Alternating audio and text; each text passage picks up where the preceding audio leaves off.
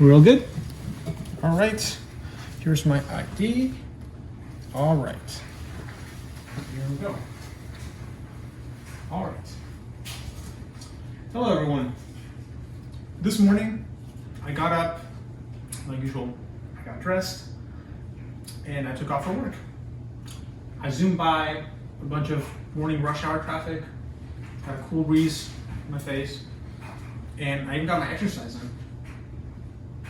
And sounds like a pretty good deal, right? Well, it gets even better.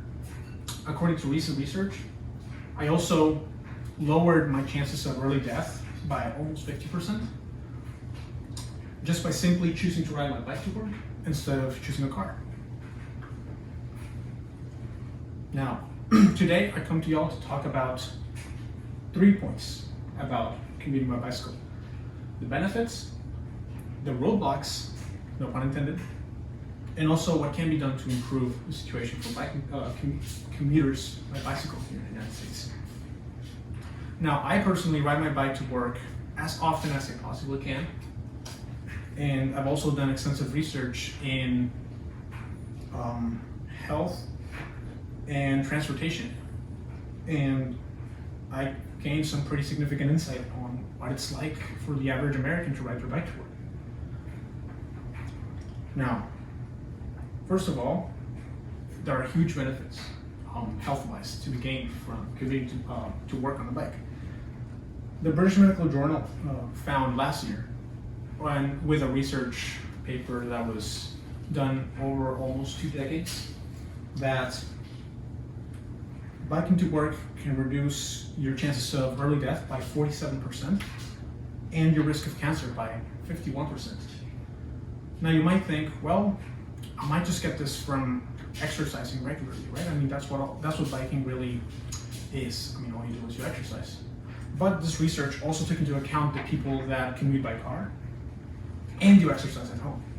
So why is there such a huge gap in their health benefits? Well, the reason is that biking forces you to be consistent, specifically biking to work.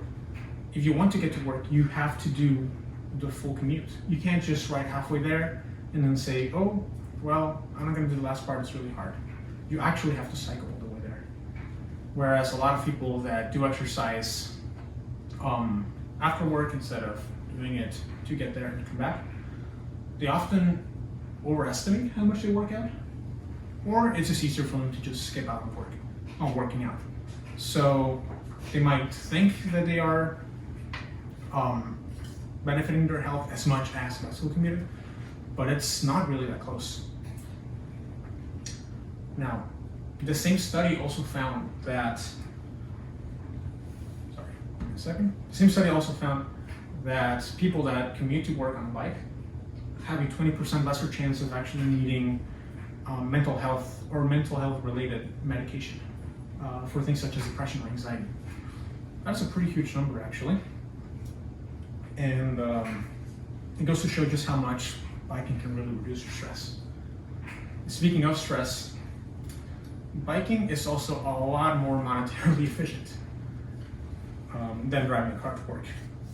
They are a lot more mechanically simple, which means usually less repairs needed, less maintenance needed, a lot less money spent riding a bike. In fact, it takes around $100, give or take, per year to ride a bicycle, whereas driving a car costs, on average, $12,000 in the United States, including maintenance, insurance, and gas. More than anything, gas. Bikes don't need gasoline to work, a lot more efficient. Speaking of gasoline, bikes are a lot more environmentally friendly, much more. Bicycles, well, riding a bicycle usually produces around 21 grams of CO2 per kilometer ridden, whereas driving a car produces 250 grams of CO2 per kilometer ridden, which is almost 10 times more. All this said, there are reasons why people aren't riding bicycles everywhere around, especially here in the United States.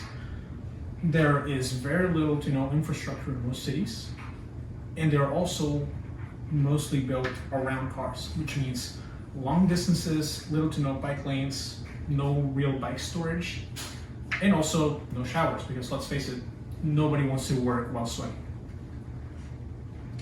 Also, apart from this, there's also a social stigma here, especially in this country, associated with bikers. They don't have the best of reputation, let's say, and this alone discourages a lot of potential new riders, since they don't want to be associated with being a cyclist.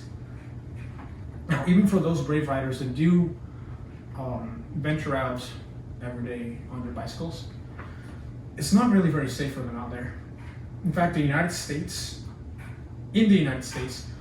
a cyclist is 5 times more likely to die riding their bicycle than a cyclist in a country with a more bicycle-centered infrastructure, such as the Netherlands. Well, now you've got the basics of why commuting by bicycle is a very decent, cost-effective, eco-friendly alternative. Also, why it's not as common as it should really be in this country, but also what should improve to make it a more viable option.